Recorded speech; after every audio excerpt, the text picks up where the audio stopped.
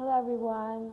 So यदि तपाईहरुले news follow गर्दै हुनुहुन्छ भने तपाईहरुलाई डेफिनेटली थाहा होला कि युएसले चाहिँ अब स्टुडेन्ट पोलिसी एकदमै टाइट गर्ने भएको छ। धेरै कन्ट्रीजमा भिजा स्लो भइराको छ भने कति केसेसहरुमा त भिजा क्लोज नै भइराको छ। अब युके कै कुरा गर्दाखेरि पनि पहिला हामीले 2 इयर्स पाउने वर्क परमिट अहिले घटेर 18 मन्थ्स मात्रै दिने भएको छ। जब मार्केट पनि एकदमै च्यालेन्जिङ छ अहिले युके मा भने पीआर र लङ टर्म सेटलमेन्टको लागि पनि एकदम धेरै टाइम लाग्ने भएको छ। अहिले चाहिँ ग्लोबली एउटा ट्रेन्ड नै जस्तो भइरहेको छ कि इमिग्रेसन कम गर्ने र भिजा पनि एकदमै सेलेक्टिभ भएर मात्रै दिइरहेको छ। सो यो न्युजहरू देखेर स्टुडेन्टहरू चाहिँ नेचुरली नै कन्फ्युज हुन्छन् कि अप्लाई गर्ने कि नगर्ने, रिस्क लिने कि अल्टरनेटिभ खोज्ने भनेर। Before we talk about alternatives, let's quickly get into US र UK को reality. So US को बारेमा कुरा गर्नु पर्दा चाहिँ नि US मा अहिले पनि एजुकेसन क्वालिटी र स्यालेरी स्ट्रक्चर वर्ल्ड क्लास नै छ। अनि जेन्युन स्टुडेन्ट्सहरूले जेन्युन ग्रेजुएट्सहरूको लागि अपर्च्युनिटिज पनि एकदमै धेरै छ। इन्टरनेसनल एक्सपोजर र US को वर्क एक्सपिरियन्सले तपाईलाई ग्लोबली नै स्ट्रङ बनाउँछ। मिडल इस्ट, युके, युरोप सबै ठाउँमा काम लाग्छ।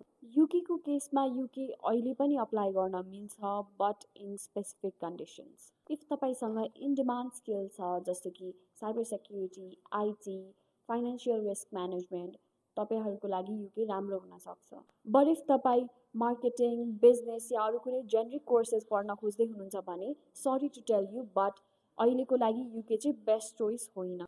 जब मार्केट टाइट छ, कम्पिटिसन हाई छ अनि तपाईहरुसँग युके बाहिर अरु अप्सन्स पनि छ। सो यो पार्टमा हामीले के बुझ्नु पर्यो भने युएस र युके कम्प्लिटली ब्याड पनि होइन भने कम्प्लिटली सबैको लागि सुइटेबल पनि होइन। सो हामीले ग्लोबल सिचुएसन बुझ्यौं।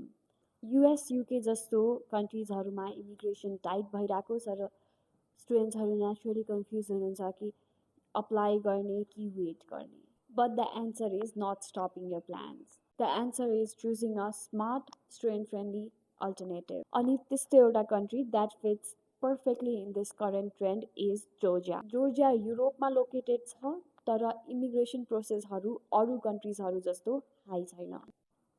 यो कन्ट्रीको मेन फोकस एजुकेसनमा छ, मास इमिग्रेसनमा होइन।